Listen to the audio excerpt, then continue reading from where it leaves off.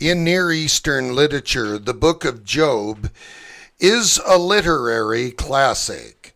Scholars such as Lang and Ben Gordis and many other scholars in this particular type of literature are aware of the fact this particular document is of courtroom literature. In other words, it conveys courtroom scenes in almost an operatic fashion.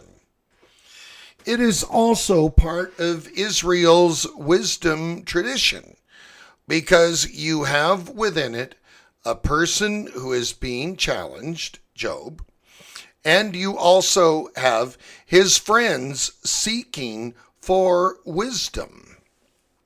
They're trying to fix it for him. We've all had friends try to do such a thing. We also have a challenge from God who says, well, Job, where were you when I created the foundation of this world? In Job chapter 38. We also have a challenge from dum da da da dum da da da dum da da da dum, the enemy, or Satan, or the prosecuting attorney in the courtroom scene. And of course, he is trying to say to God behind the scenes, by the time I get through with this old chap, he will curse God. Now that really doesn't happen, but through the process of trial after trial after trial, Job is found wanting, as all of us are, even through his suffering and patience. If you read the biblical text very carefully, he did rely on his own wisdom, strength, and of course, judgment, which he is gently corrected for, even though he suffered from boils, he lost property, and of course, many economic and personal setbacks kept occurring over and over and over again. What theology does the book of Job bring? When it talks about, I shall know my Redeemer lives, and I will stand with him on that day, Job himself declares. And yet, how was this Redeemer myth understood during this time and history? He also said that yet without my flesh I shall see God. There's some theology for you. What about the angels shouting for joy during creation? These are powerful creation motifs.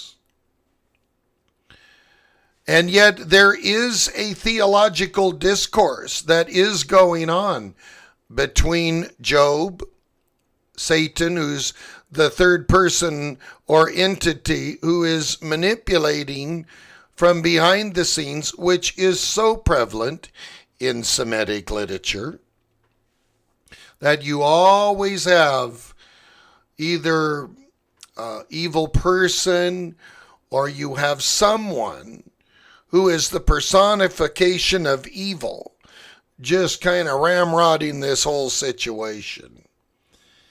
And yet it's not always known to the innocent victim.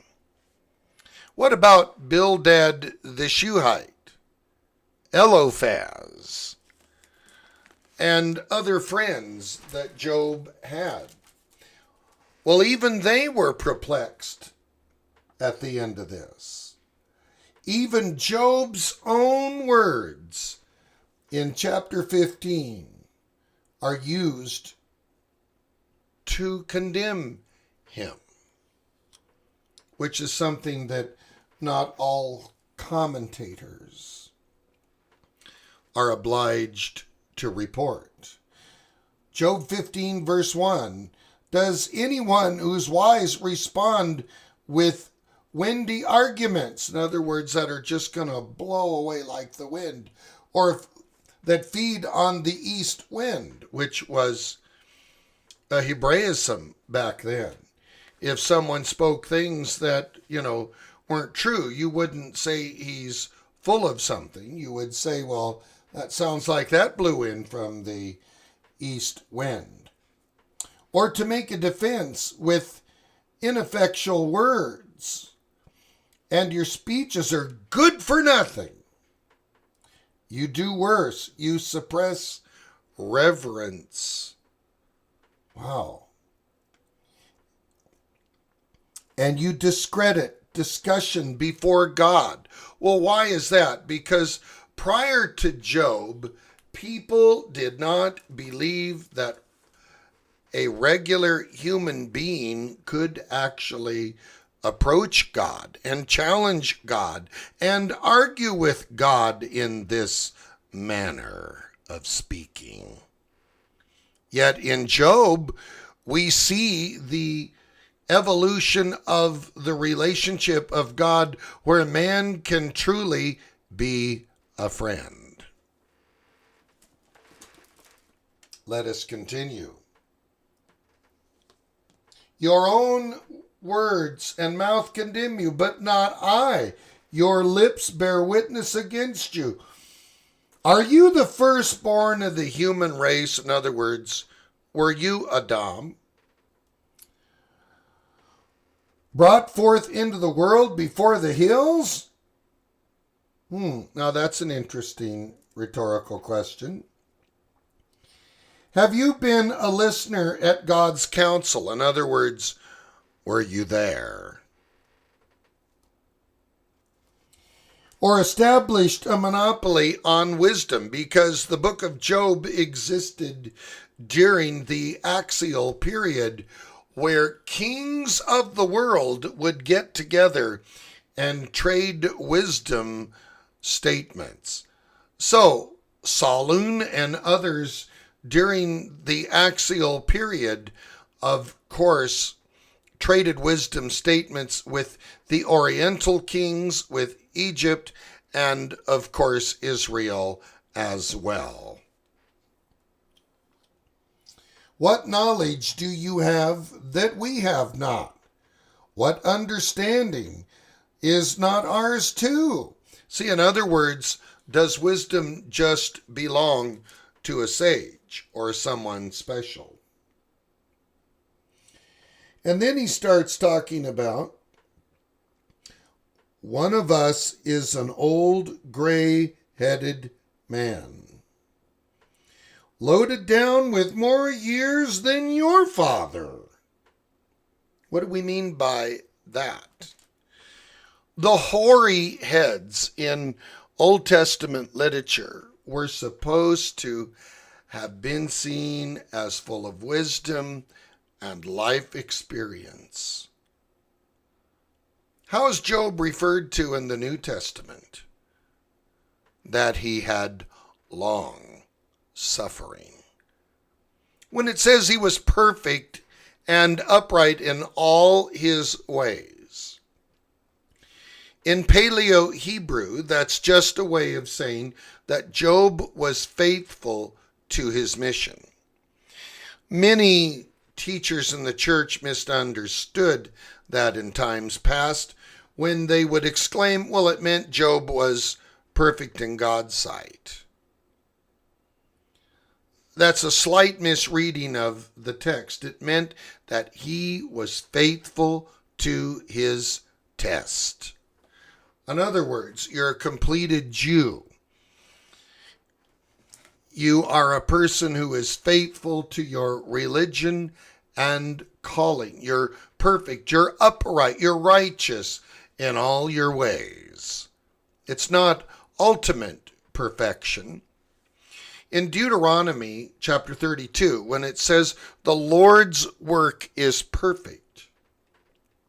Now we know the Lord himself is perfect, but we know creation in the ultimate sense is not perfect. Now what we mean by that is that it serves God's purposes in its present state. That's what Job did. He was an upright and a righteous man.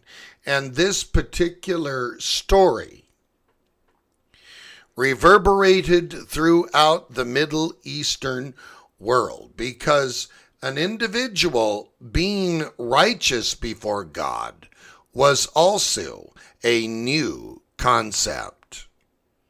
Kings could be righteous. Judges had some sort of a righteousness. Greatly upwardly mobile people could be righteous to various degrees, depending upon their status and stature. But just a regular guy, a regular beau named Job, how could he have this kind of standing before kings, let alone the King of Kings? And yet, that's what the Lord declared him to be.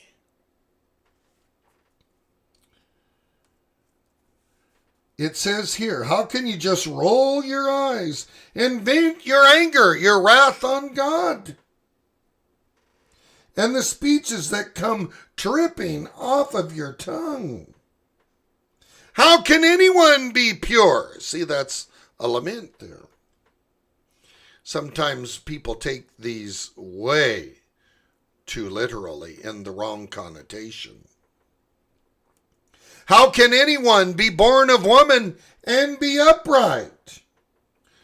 What he says there is he's looking around and doesn't see a righteous person. God can't even rely on his holy ones, B'nai Elohim, his sons and daughters, or his wise teachers. How do we put this all together? There are some lessons that Edwin Thiele suggests, one of the great scholars in the Seventh-day Adventist tradition. He has suggested the following, that through the suffering of God, it's like a model that this book can be used about our own vindication yet in the future. So he looks at this, Professor Thiele does in his writings from yesteryear, in an eschatological sense, that in the last judgment, the final verdict, that peace and justice and everything that Job wanted in the relationship to God that was unheard of till that time would be made available for all of us. And I'm paraphrasing Dr. Thiele's theology there with a great deal of emphasis added. Next time we look at Job, let us remember that through everything he had to learn, and some of it the hard way, he was faithful till the end, and he was, according to God, a just and righteous man. Father Tom Roberts saying, thank you for listening.